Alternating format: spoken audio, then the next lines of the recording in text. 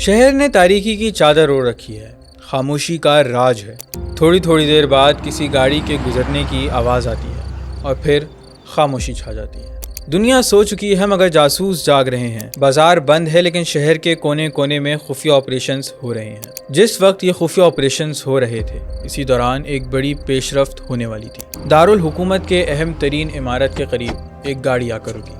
ایک لمبا تڑنگا آدمی گاڑی سے باہر آیا، شناخت چھپانے کے لیے سر جھکا کر دبے قدموں سے عمارت کی طرف بڑھنے لگا۔ اسٹریٹ لائٹس کی دھیمی روشنی میں اسے اچانک ایک سایہ دکھا۔ اس کا ذہن فریز ہو گیا۔ وہ سمجھ گیا اسے فالو کیا جا رہا ہے۔ اس نے بیلٹ میں لگی پسٹل پر ہاتھ رکھا اور پیچھے مڑ کر دیکھا مگر وہاں کوئی نہیں تھا۔ عمارت کے بالکل قریب پہنچ کر اس نے ایک آخری بار ادھر ادھر نظریں دوڑائیں اور پھر مطمئن ہو کر اندر داخل ہو گیا۔ وہاں ایک شخص پہلے سے اس کا منتظر تھا۔ وقت بہت کم تھا، وہ فوراً کام کی بات پہ آئے۔ اس آدمی نے اپنے اوور کوٹ کی جیب سے ایک فائل نکالی اور سارے کاغذات میز پہ پھیلا دیے۔ ان کاغذات میں اس کی مہینوں کی منصوبہ بندی کا نچوڑ تھا۔ یہ ایک حملے کی تفصیلی پلاننگ تھی، دہشت گردی کا ایسا واقعہ جس کی گونج دنیا کے ہر کونے تک سنی جانی تھی، کیونکہ یہ کہیں اور نہیں بلکہ دنیا کی طاقتور ترین سپر پاور امریکہ کی سرزمین پر کیا جانا تھا۔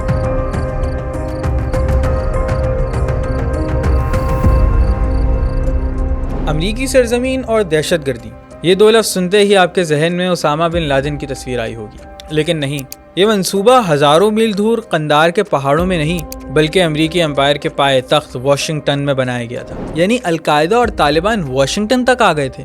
نہیں، آخر یہ دونوں افراد کون تھے؟ کیسے دنیا کی طاقتور ترین ایجنسی CIA کی ناک کے نیچے ایسا منصوبہ بنا رہے تھے؟ تو آئیے اس راز سے پردہ اٹھاتے ہیں۔ ڈسکلیمر دے دوں کہ یہ ویڈیو دیکھنے کے بعد کچھ تاریخی واقعات سے متعلق جو آپ کے پری ایگزسٹنگ بلیفز ہیں وہ بالکل تبدیل ہو جائیں گے۔ شاید آپ تھوڑے سے پیرانوائڈ بھی ہو جائیں، تو بھائی ویڈیو اپنے رسک پر دیکھیے گا۔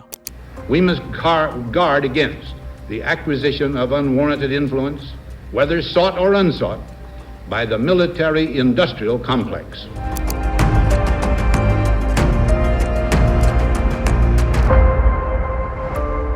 1950s کا زمانہ تھا۔ دوسری جنگ عظیم کے اتحادی سوویت یونین اور امریکہ اپنے مشترکہ دشمن پہ فتح حاصل کرنے کے بعد عالمی طاقت کے حصول کے لیے آمنے سامنے کھڑے تھے۔ سالوں سے جنگ عظیم کی تپش میں جھلسنے والی دنیا اب ایک سرد جنگ کی گرفت میں تھی۔ یہ کولڈ وار کے عروج کا زمانہ تھا۔ ود اس اور اگینسٹ اس کی پالیسی رائج تھی، وہ نہیں جس کا ذکر مشرف کرتا تھا، بلکہ ایک ایسی پالیسی جس میں ریاست کلائنٹ اسٹیٹ بن کر دونوں میں سے کسی ایک سپر پاور کی تابع چلتی ہیں۔ خون ریزی اب بھی جاری تھی، لیکن اب افواج کی بجائے ایک دوسری کی پراکسیز کو لڑایا جاتا۔ سپر پاورز کے سپر خفیہ ادارے حکومتوں کے تختے الٹتے اور اپنے من پسند پراکسی کو اقتدار میں بٹھا رہے تھے۔ دوسری جنگ عظیم کے ختم ہوتے ہی امریکیوں نے نارتھ اور ساؤتھ امریکہ کی ہر ریاست میں اپنا من پسند ڈکٹیٹر لگا لیا۔ اس کے اقتدار کا تحفظ امریکیوں کی ذمہ داری تھی، بشرط یہ وہ کمیونسٹ عناصر کو ظالمانہ ہتھ کنڈوں کے ذریعے کچلتا جائے۔ کمیونزم کا خاتمہ امریکیوں کا واحد انٹرسٹ نہیں تھا، بلکہ ساتھ ہی امریکہ ان کی نیشنل ویلتھ اور انڈسٹریز پر بھی قابض تھا۔ سرد جنگ کی تپش ہر گزرتے دن کے ساتھ بڑھتی جا رہی تھی۔ چند ریاستوں میں امریکی پپٹ ڈکٹیٹرز کے کمیونسٹوں کے خلاف سخت کریک ڈاؤن کے باوجود بغاوت بڑھتی جا رہی تھی۔ ایسی ہی ایک ریاست تھی کیوبا۔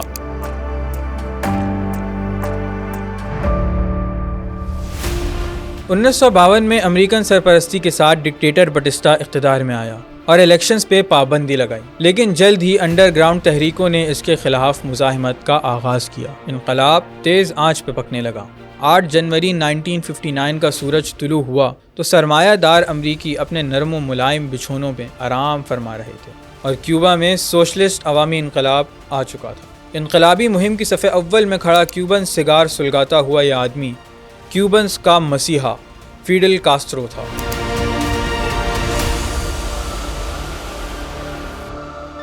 جہاں ہوانہ میں بٹسٹا رجیم کا تختہ الٹ کر کے فیڈل کاسٹرو نے اقتدار سنبھالا، تو دوسری طرف واشنگٹن میں خطرے کی گھنٹیاں بجنے لگیں۔ سوویت رجحان رکھنے والے لیفٹسٹ کاسٹرو کی آمد نے امریکی امپائر کے تسلط کو چوٹ پہنچائی تھی۔ ان کا خیال تھا کہ کاسٹرو کے لبوں کے درمیان کیوبن سگار کے تمباکو کی طرح امریکی امپائر بھی راکھ ہو جائے گا۔ وہ امریکہ جس نے ایران جیسے دور دراز ملک کو سوویت رجحان سے پاک کرنے اور اپنا تسلط قائم کرنے کے لیے ایک کو کرایا تھا، وہی امریکہ اپنے ساحل سے 90 میل دور ایک ننھی ریاست کو کمیونسٹوں کے ہاتھوں میں جانے سے روک نہ پایا۔ پوری امریکی مشینری حرکت میں آئی، کیوبا میں اپنے ایسٹس کو ایکٹیویٹ کیا، لیکن اس سے پہلے وہ تدبیروں کو عمل میں لاتے کاسٹرو نے اپنا وار کر دیا۔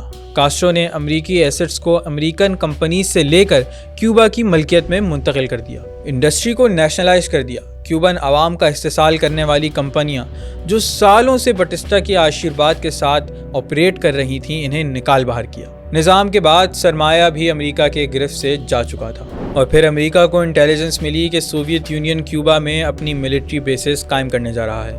یعنی اگر ایسا ہوا تو نظریہ کمیونزم کے ساتھ دشمن عظیم بھی امریکن سوائل سے 90 میل دور آ پہنچے گا۔ یہ روس کی جیت اور امریکہ کی بدترین ہار تھی۔ اگر یہ ناکافی تھا تو کاسٹرو کی دیکھا دیکھی لیٹن امریکہ میں کمیونسٹ باغی تحریکوں کی کارروائیوں میں اضافہ ہونے لگا۔ سمجھ سے باہر تھا اس مصیبت سے کیسے نمٹا جائے۔ کاسٹرو کو کچلنا ضروری تھا، کیوبا کو ریکلیم کرنا لازم تھا۔ امریکیوں کے سامنے ایک پرابلم تھی جسے حل کرنا تھا، دا کیوبا پرابلم۔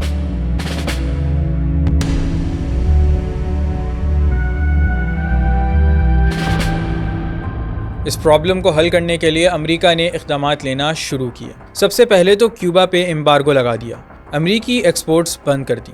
کیوبا مینلی چینی ایکسپورٹ کرتا تھا اور امریکہ نے معیشت کی کمر توڑنے کے لیے چینی لینا بند کر دی۔ امریکہ کے ہٹتے ہی سوویت یونین نے کیوبا سے چینی لینا شروع کر دی۔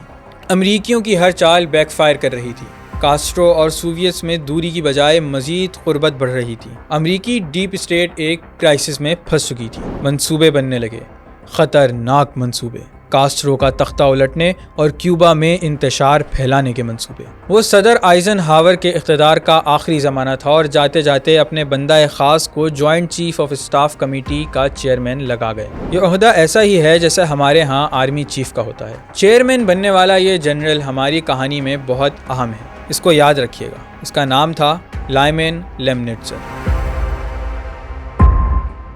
الیکشنز ہوئے اور امریکی صدر جان ایف کینیڈی نے وائٹ ہاؤس کا چارج سنبھالا۔ And so, my fellow Americans, ask not what your country can do for you, ask what you can do for your country. اور کینیڈی کی حب الوطنی تقاریر تک محدود نہیں تھی۔ ابھی وائٹ ہاؤس میں آئے 8 دن ہی گزرے تھے کہ کینیڈی نے ایک خاص اجلاس بلایا۔ اس میں حساس اداروں کے ڈائریکٹرز کے ساتھ ٹاپ امریکی جنرل بھی موجود تھے۔ وہاں کینیڈی نے کیوبا پرابلم حل کرنے کے لیے رائے مانگی اور CIA کے ڈائریکٹر نے اپنا پروپوزل سامنے رکھا۔ اس نے کہا کہ ہم اینٹی کاسٹرو کیوبن باغی تیار کریں گے اور پھر ان کے ذریعے کیوبا میں کاسٹرو کی حکومت کا تختہ الٹائیں گے۔ کینیڈی اس کے حق میں نہیں تھا۔ کینیڈی جب اقتدار میں آیا تو سیکیورٹی اسٹیبلشمنٹ کے ساتھ تعلقات اچھے نہیں تھے۔ تعلقات کو بہتر کرنے کے لیے اس نے ڈائریکٹر CIA کو گرین سگنل دے دیا اور یوں آپریشن زپاٹا کا آغاز ہوا۔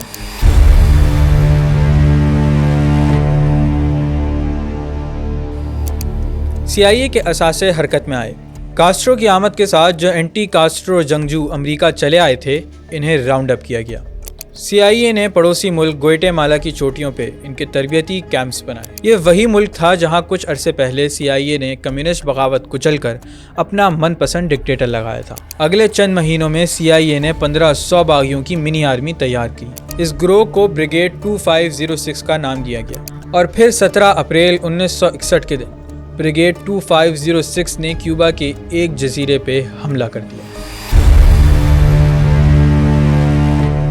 لیکن صرف چند گھنٹے پہلے کاسٹرو کو اس منصوبے کا پتہ چل گیا تھا۔ اس نے اپنی فورسز کو منظم کیا۔ جب باغیوں نے اٹیک کیا تو وہ پہلے سے تیار تھے۔ کئی بحری جہازوں کو ساحل پہ آنے سے پہلے ہی تباہ کر دیا گیا۔ ایک ہولناک جنگ کا آغاز ہوا۔ 3 دن کی خون ریزی کے بعد باغیوں نے شکست تسلیم کر لی۔ اس شکست کی بڑی وجہ یہ تھی کہ عین موقع پر امریکہ نے فیصلہ کیا کہ باغیوں کو ایئر کور نہ دیا جائے۔ صحافی جیمز بیمفورڈ اپنی کتاب باڈی آف سیکرٹس میں لکھتے ہیں کہ CIA کو معلوم تھا کہ عوام میں سے باغیوں کا ساتھ کوئی نہیں دے گا، لیکن اس کے باوجود وہ اس ایڈونچر سے باز نہ آئے۔ سرد جنگ میں امریکہ کو ایک بار پھر روس سے شکست کا سامنا کرنا پڑا تھا۔ شکست کے بعد کاسٹرو کو بڑے پیمانے پہ روس سے فوجی امداد ملنے لگی۔ وائٹ ہاؤس میں بیٹھا کینیڈی جو بنیادی طور پہ اس ایڈونچر کے حق میں تھا ہی نہیں۔ پینٹاگون اور ڈیپ اسٹیٹ نے شاطرانہ خاموشی اختیار کر کے ساری ذمہ داری جان ایف کینیڈی پر ہی ڈال دی۔ کینیڈی شدید غصے میں تھا۔ اس نے CIA کے ڈائریکٹر کو چلتا کر دیا، لیکن جن کا خیال تھا کہ ڈائریکٹر کے جانے کے ساتھ یہ ایڈونچرز ختم ہو جائیں گے وہ غلط ثابت ہوئے، کیونکہ اب کینیڈی خود میدان میں اتر آیا تھا۔ فیڈل کاسٹرو سے بدلہ لینا اس کی انا کا مسئلہ بن چکا تھا. I said at the time of the Cuban disaster of April 61 that the success is 100 fathers and defeats an orphan. I suppose when something goes well, there's more tendency to talk at all levels, and frequently the reports are inaccurate. I would say the security is pretty good at the National Security Council. It's unfortunate. Kennedy نے دا Cuban project یا operation مونگوز کے نام سے ایک نیا plan propose کیا. یہ plan CIA کی بجائے امریکن ملٹری یعنی پینٹاگون کے سپرد کیا گیا. جنرل لیمنٹزر یاد ہے، وہ اس آپریشن کو ہیڈ کر رہا تھا. 1 سال کے دوران ان گنت جاسوسوں کو کیوبا میں داخل کیا گیا. ماس اسکیل پہ انٹیلیجنس جمع کی. کیوبا میں کاسٹرو کے خلاف پیسے دے کر احتجاج کرائے. سرکاری انفراسٹرکچر اور انڈسٹریز پر حملہ کر کے نقصان پہنچایا گیا. کاسٹرو ان چیزوں سے نمٹنے میں مصروف تھا. وہ اس بات سے بے خبر تھا کہ اسے قتل کرنے کی خوفناک سازش عمل میں لائی جا چکی ہے. امریکن مافیا کے ذریعے کاسٹرو کو زہر دینے کی بھی کوشش کی گئی. اس کے قریبی افراد کی وفاداری خرید کر انہیں کاسٹرو کو قتل کرنے کے لیے آمادہ کیا گیا. ان گنت کوششیں کی مگر نہ جانے کاسٹرو کی حفاظت پہ کون سے فرشتے مامور تھے کہ ایک کے بعد ایک سازش ناکام اور بے نقاب ہوتی گئی. وہ ایجنسیاں جو دنوں میں حکومتیں بناتی اور گراتی تھیں وہ کیوبا جیسے ملک میں پے در پہ ناکام ہو رہی تھیں. کاسٹرو کا اقتدار مضبوط ہوتا جا رہا تھا. عوام مخالف کیا ہوتے، کاسٹرو تو مقبولیت کی چوٹی پہ کھڑا تھا.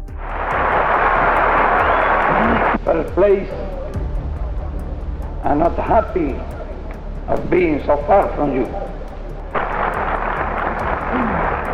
امریکی فوج اب ڈیسپریٹ ہو چکی تھی. اس سے پہلے کہ سوویت یونین کیوبا پر مزید کنٹرول جماتا، انہیں کیوبا پرابلم سالو کرنی تھی. مگر کیسے؟ وہ اپنے سارے آپشنز ایگزاسٹ کر چکے تھے. دنیا میں ان کا مذاق اڑ رہا تھا. لیکن ایک طریقہ تھا اس سچویشن کو اپنے حق میں پلٹنے کا.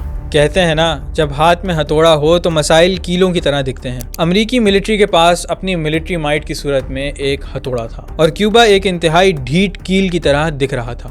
ہتھوڑے اور کیل کے فارمولے پہ عمل کرتے ہوئے امریکی افواج کے چاروں چیفز ایک فیصلے پہ پہنچے کہ اب کیوبا میں پوری قوت کے ساتھ فوجی جوانوں کے ذریعے حملہ کیا جائے. لیکن یہاں ایک اور مسئلہ تھا. وہ جانتے تھے کہ امریکی عوام اس ڈائریکٹ اٹیک کو ہرگز سپورٹ نہیں کریں گے. کچھ ایسا کرنا تھا کہ عوام سپورٹ سے بڑھ کر فوج کے شانہ بشانہ کھڑے ہو جائیں. امریکی ملٹری مشین کے شاطر ترین افراد یعنی جوائنٹ چیفز کو ایک سیلز پچ تیار کرنی تھی. یہ ایک انوکھی پچ تھی. اتحادی ریاستوں کو فوجی ٹینکس بیچنے کی نہیں بلکہ اپنی عوام کو جنگ و جدل بیچنے کی.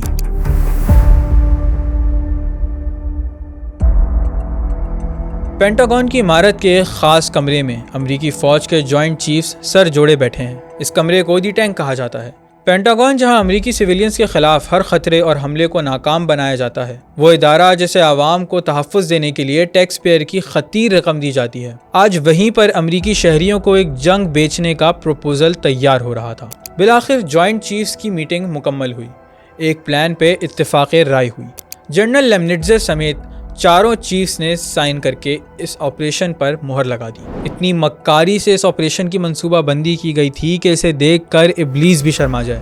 اور پھر پروسیجر فالو کرتے ہوئے آپریشن نارتھ وڈز کی فائل ڈیفنس سیکرٹری رابرٹ میکنامارا کے حوالے کی گئی. اس آپریشن کو لانچ کرنے کے لیے اب صرف امریکی صدر کا دستخط چاہیے تھا اور رابرٹ میکنامارا آپریشن کی فائل لیے وائٹ ہاؤس چل دیے. یہاں ہماری کہانی ڈاکیومنٹری کے آغاز سے جڑ جاتی ہے. آغاز میں جن 2 افراد کی میٹنگ ہوئی تھی وہ کوئی اور نہیں بلکہ امریکی صدر جان ایف کینیڈی اور ڈیفنس سیکرٹری میکنامارا تھے. جی ہاں، بے فکر رہیں، ایگزیجریٹ نہیں کر رہا تھا، میں نے بالکل ٹھیک کہا تھا. اس فائل میں امریکہ کے اندر دہشت گرد حملے کرنے کا منصوبہ بتایا گیا تھا اور یہ منصوبہ KGB کا نہیں بلکہ امریکی جوائنٹ چیفز کا برین چائلڈ تھا. اس منصوبے کے مطابق واشنگٹن اور میامی جیسے بڑے شہروں میں پلاسٹک بمز پھاڑے جاتے اور لوگوں کو زخمی کیا جاتا. پھر پہلے سے تیار شدہ ڈاکیومنٹس کے تحت کچھ لوگوں کو گرفتار کیا جاتا اور کیوبا کے خلاف رائے ہموار کرنے کے لیے انہیں کیوبن انٹیلیجنس ایجنٹ بتایا جاتا. ساتھ ہی کیوبا سے جو پناہ گزین امریکہ آ رہے تھے ان کی کشتیوں پہ حملے کیے جاتے اور اس کی ذمہ داری بھی کیوبنز پر ڈال دی جاتی. صرف یہی نہیں، فوجی تنصیبات کو بھی نشانہ بنایا جاتا. گوانتانامو بے میں موجود امریکی نیول شپ کو تباہ کر دیا جاتا. اپنی ہی تنصیبات کو بم مار کے نقصان پہنچایا جاتا. صرف یہی بس نہیں ہوتی بلکہ ایک من گھڑت سانحے کا بتایا جاتا جس کے مطابق امریکی پیسنجر پلین کو فضا میں تباہ کرنے کے بعد اس کی ذمہ داری بھی کیوبا پہ ڈال دی جاتی. اگر یہ ناکافی ثابت ہوتا تو دنیا کو بتایا جاتا کہ کیوبن پلینز نے بین الاقوامی حدود میں موجود امریکی جہازوں پہ حملہ کر کے انہیں گرایا. جی ہاں، یہ تھا آپریشن نارتھ وڈز. اور یہ سب صرف اس لیے کیا جا رہا تھا تاکہ انٹرنیشنل فورمز اور اپنی عوام کے سامنے کیوبا پہ ڈائریکٹ حملہ کرنے اور فیڈل کاسٹرو کی حکومت کو گرانے کا جواز سامنے رکھا جا سکے۔